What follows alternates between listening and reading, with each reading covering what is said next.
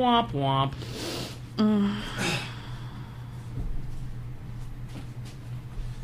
Ay. All right, we're back, people. I do apologize for the Facebook viewers. Listen, yeah, we're talking about visualization, and I didn't visualize charging my phone, so unfortunately, I didn't plug it in, and the phone died. But we back up. We got another link, so you can share this new link, and we'll continue the conversation. Okay. So talk about cross visualization.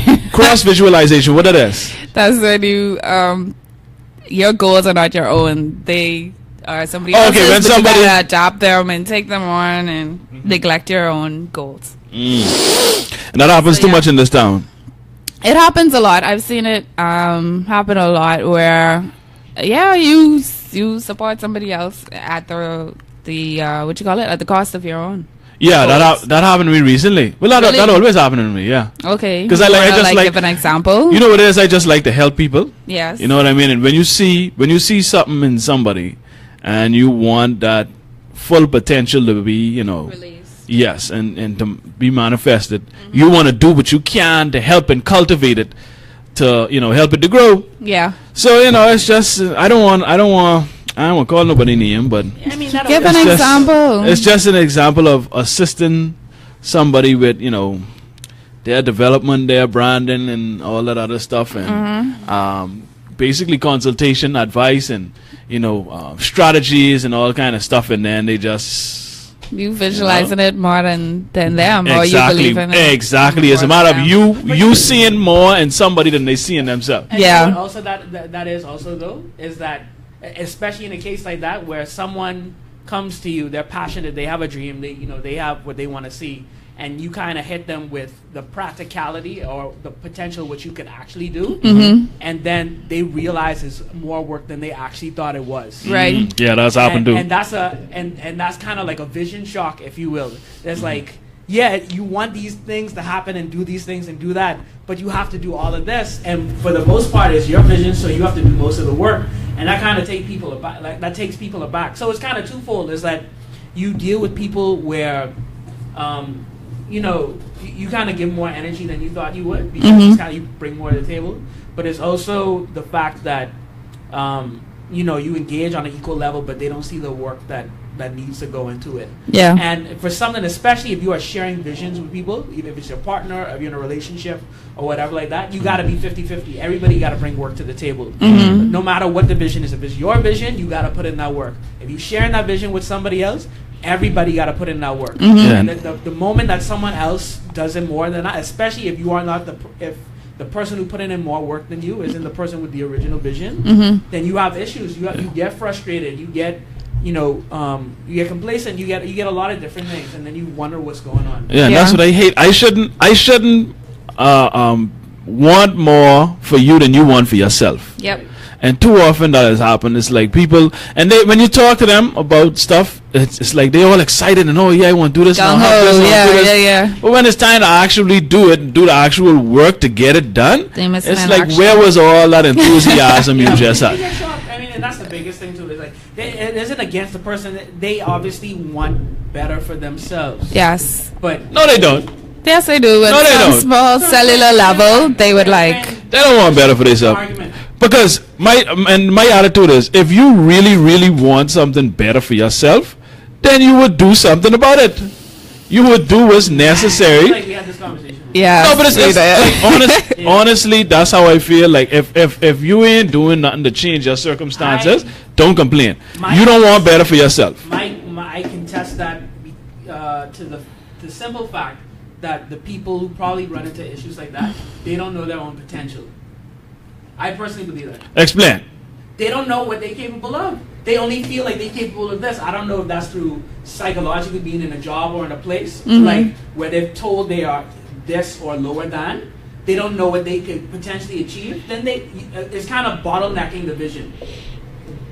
You have to agree with that. Yeah, no, I don't disagree with that. It's like if they don't know what they actually could do and achieve, if it's like doing what, I don't know, the best analogy I can probably think of right now is like, those like weird mountain climbing things they have in the mall sometimes. Yeah, and the like, rock climbing. Look at that, it's like, no way I could do that shit. But then, for someone who's actually done it and you put in that work, you put in those hours trying to say, you know what, think of it, don't think of the top of it.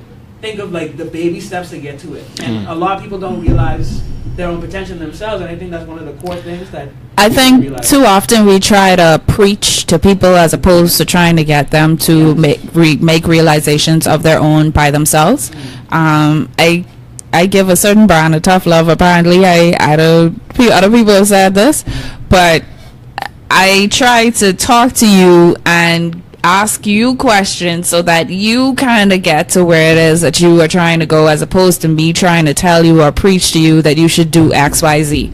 So if somebody comes to you, you know, with a vision or a goal for their life or whatever, ask questions instead of saying you should, and this is what it is, and blah blah blah, you know, like, see if you could prod a bit. And sometimes when people reach the conclusion on their own, they're more inclined to take action as opposed to some sort of, you know, maybe condemnation or being forced to think a certain way, or, you know, stuff like that. So let's talk about the importance of writing stuff down.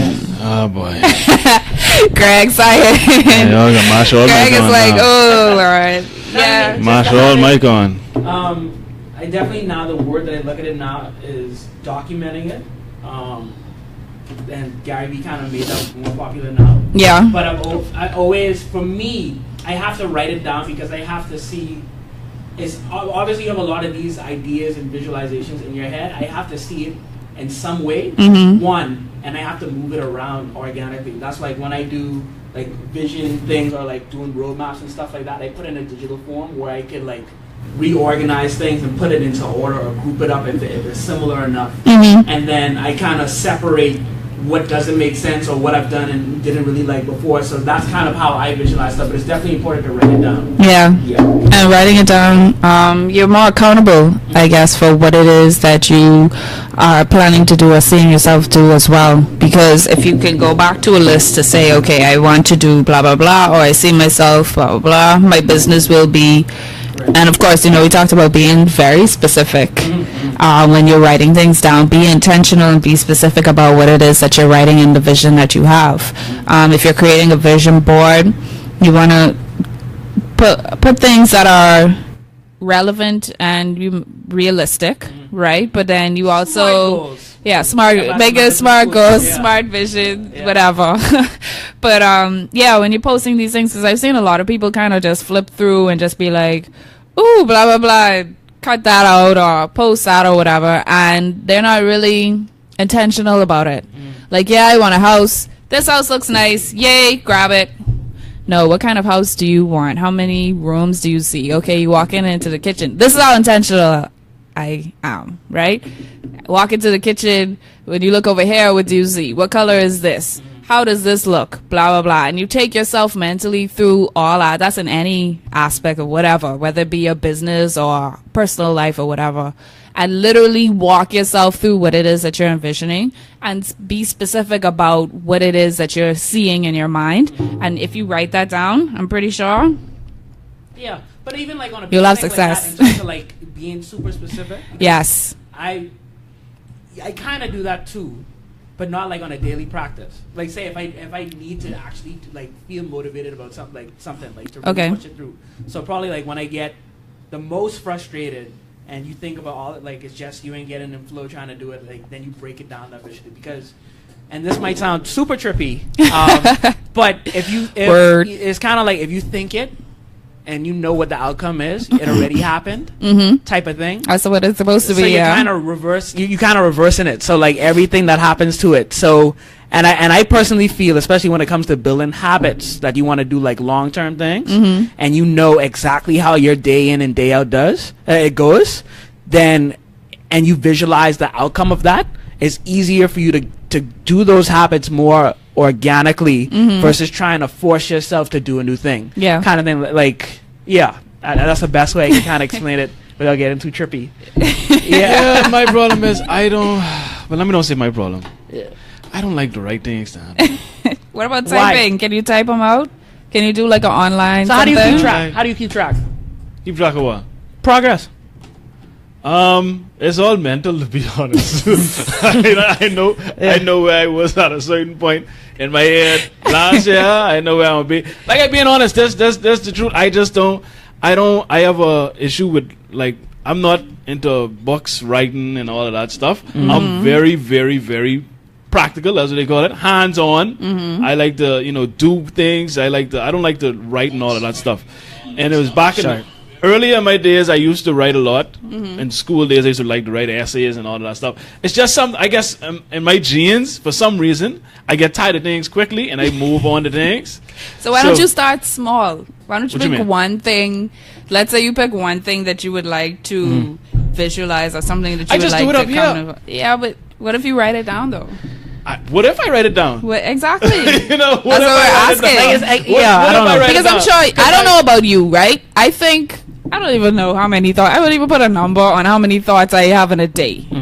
A lot of things that I think about, I have to take track. I totally forget Have by to the take end of the track. day. Even the topic that we just talked about, if I didn't post it, that ain't happening. Like, y'all be like, what that topic was you said? I don't know. So I don't know if you like me, where you have like 50 million tabs open in your head Yep. at Oh, yeah, one all the point. time. But the thing is, So writing it down just makes it the 10 major times ones, easier to come back to. never go anywhere. Well, lucky you. The major ones, like the major, For me, most Lucky you. important I ones lose don't go thoughts, anywhere. like, for me, I a shameless losing plug, Evernote. coins. I everything in my life is in Evernote because they just have different tools to work with. Evernote and Google Drive, I just put everything in order. I You're categorize it. I technical. tag You're it. very technical, though. But that's what helped me. Everybody's like you said. Everybody's different. Some Yeah. people, and you might be That's the why type they of start person small. that when you think about it, you could retain, like, and Yeah. you could focus on that one thing for a while. Like me, I can't.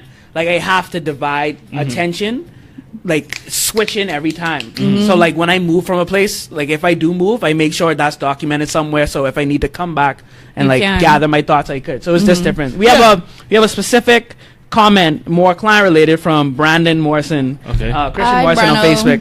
He says, "What happened when you are being approached and then as the creative you accidentally taking the idea to the next level, and although great added ideas, you're overwhelmed by the client?" So I guess basically he's talking happens a about lot. as a team member who is with someone else's vision or plan, and you help, Right. and like you kind of catapulted to the next step, Right. But then it's you kind of don't want to work with this team anymore, do that, and that happens a lot with startups as well, I'm not especially sure. with people grouping it. I'm not sure if that's what he meant. I mean, that was my interpretation. What was your interpretation? I'm thinking, okay, you're my client, right? You Right. say you have an idea for sunglasses. Yeah. So I am now helping you do the creative for that. But I realize that with your design, you can have a solar panel thing on your sunglasses that would enable people Okay, to gotcha. blah, blah, blah. Yeah. Right? Which may take that to the next level. But then you, as the ideal person You're blocking or it. whatever, you block it because Okay, you can't yeah, that's- see. You can't see what I see. So if you Yeah. have that as a client, what do you do?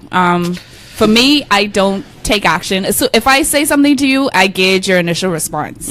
If your initial response to that is unfavorable, I let the idea die, as much as it kills me inside to do so, because the fight is not worth Right. the fight is not yours. Yeah, the fight is not It's not- mine. yeah, the the battle's energy not and yours. stuff. Now, if I say, okay, let's Yeah, put a pin in it, right? That's what that's what Brandon said. Yeah, that's correct. So if I put a pin in it now, maybe now is not the best time to introduce that new concept. Maybe after you do a great job with what it is that they want you to do, then you may be able to make more suggestions now, baby steps to say, well, what if you consider this, or have you blah, blah, blah, and then kind of ask guiding questions that will get the client to maybe consider what it is that you want to think about. Right. But I find that, especially as a creative, I personally get excited. I don't know if Brandon does, right? Where you have an idea and then you just gone. You bring something to me and I'm like, oh, you should do this. And like you said, it can overwhelm the client. So I think to dip your toe in the water. If the client doesn't bite, withdraw, proceed with the work as is, and then try to introduce something later on, as opposed to doing everything one time. What if it's something like the client gives you something specific, and you feel like you Ideas. have a better and bigger idea that will work that's better, really, right? Yeah. What if it's like what the client wants you to do isn't going to work? Do you then still go ahead and do what they want, or should you do what you know is going to work? No. And then I think you almost have an obligation of sorts to say that you have to say strongly it. believe that Communicate it it. doesn't work. It Communicate won't it. work. right. Now, whether or not you proceed is up to you if you think you can mentally handle it. Because moving forward on something that you feel as though may not work, sometimes you are wrong. Sometimes it does work out. But then mentally, like, again, are you willing to fight that battle? Like, are you ready to take on what it will take to prove that client wrong? Gotcha. Right? Because sometimes that's another thing too. Now, I think the best course of action for you is to document. Hey guys. Yeah. Have a track record of it. Yeah. I don't think that this is gonna work. Yeah. But I'm gonna do it, and I've done that before. I had an attitude about it. That was really bad. I shouldn't have had an attitude, but it was like, this isn't gonna work out. But it forced the client to figure it out themselves. Yeah. And then the crazy thing too, you might have a client, or if you put it in a different way, employee, you might have, especially if you are creative, that is just breaking into the industry or still has a lot to learn. You never know, your employer might take you that direction, or because he knows what's going to happen or is trying to teach you that. So like the Miyagi theory. Like, I just watched The Karate Kid again for like the 18th million time, like like a month or so ago, right? And the basic premise is like, you know how Mr. Miyagi meets the kid, and the kid wants to learn karate, but like Mr. Miyagi is telling him like the fence, like paint the fence, wipe the cars, all that stuff. And over time, he just getting frustrated, like, what the hell is that? Like, I just trying to learn karate, and then it finally got to the point where he broke it down, and then like all his actions that he was doing added up to actually doing the karate and stuff like that. So you can't really, you may not necessarily see it now, but you don't know if. You gotta humble yourself almost, and obviously your master had a greater vision than you initially had right now, but it still ended up paying off. And God bless anybody that's able to work in an environment or culture where you can learn from somebody like that. But most people don't, at least you know here. And I feel like it isn't worth it. Honestly, it's nothing. Not, as we said before, not everybody is your client. So if you feel like this may not work out, then honestly, in my personal opinion, your best course of action is to step away and maybe recommend somebody else for them. If somebody is asking you to do something that you may not think is going to work out. Unfortunately, I can't do this right now. However, here is blah blah blah blah blah references.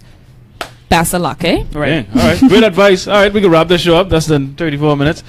Thank you for partaking once again, Gail. We missed you last week. That was last week, right? Yeah, I think it was last week. Yeah, that was last week. Yeah, we miss you. Good to have you back, you and your shades. Whoa! Always a good. Big all the people them watching and ding and the ding. Guys, write your goals down. Write down. Be specific. Take track of it. Smart goals, and envision yourself exactly how you want it. You'll be surprised how it comes to pass. Dream big. Stop selling yourself short and thinking just because other people don't feel like you could do much. Yeah, dream big, because those are the only dreams that get you excited. Nobody get excited for small goals. And at the same token, be patient. Yes. Be patient, because you might visualize everything, but it might take you 10, 20 years. So I'm experiencing that right now, actually. I had a goal that I set, honestly, in maybe 2012 that I thought was going to come to fruition, no lie, within that 6 to 8 month period. Like, I had that. 6 to 8 months. Yes. And this was 6 years. It's 3 years, right? You say 13, 14, 15. You say 2012? Oh, no, I lied, not 12. 2014, sorry. Okay. So it's been 3 years. It's finally coming to fruition. I am loving that it's coming to fruition, but that friggin' wait time almost caused me to lose my mind. Yeah. So be patient. Yeah. and look at it like it too, like it's like a movie script. Like, you write the script down, everything that's supposed to happen, and like that's the script right there. That's what it is. But in order to take that to a movie, you got to execute on that. So it's like, and that could take a year or two, depending if you're like freaking James Cameron. That could take you 10 years. And it also involves some improv. So everything is not going to be just strictly. And to the life script. happens. Yeah. Life happens while you do this, and you just gotta. If it is for you, and if it's what you want, then you gotta roll with the punches and kind of go with and push through it. Yes, sir. Yeah. So on that note, thank you for tuning in, people. Even though we had a little mishap, I know I should supposed to visualize, plugging my phone in. And but see, that's the importance of visualization. I ain't visualized charging my phone, so the phone died for the people on Facebook. Down. Yeah, for people on Facebook, we apologize. We have 2 videos for this one episode, but there are much worse things in life than that.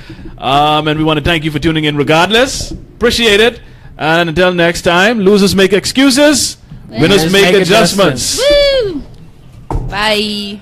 See, now you click it off. It's the after show. It's the after show. Oh yeah, it's the after show. We gotta figure out what to do with this after show, though, babe. You all need an after show. People, if you're still on, if you want like something to happen at the after show, maybe some offline questions, make some suggestions. Any questions? We'll keep it going. But we are happy to be here for episode 35, and we couldn't have done it without you guys. Thank you very much. Thank you.